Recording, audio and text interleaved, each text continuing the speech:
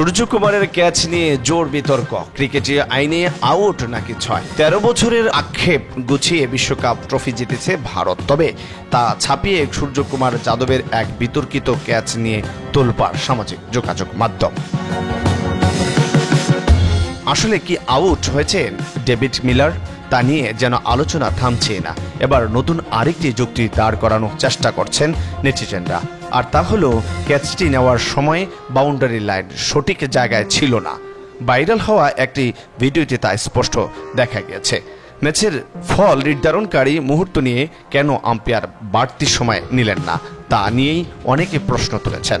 এছাড়া রিপ্লেতে সীমানা দাঁড়িয়েও কিছুটা সরে গেছে বলে দেখা যায়, কারণ ঘাসের ওপর বাউন্ডারি লাইনে সাদা দাগ স্পষ্ট।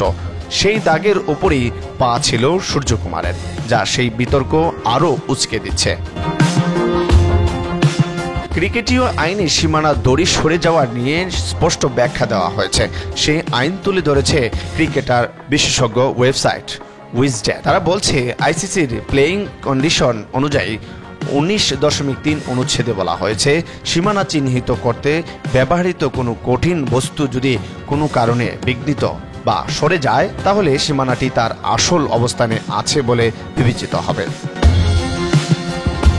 19.3.2 অনুচ্ছেদে বলা হয়েছে, সীমানা চিহ্নিত করতে ব্যবহৃত কোনো কঠিন বস্তু যদি কোনো কারণে বিঘ্নিত বা সরে হয়, তাহলে যত দ্রুত সম্ভব তা ঠিক করতে হবে।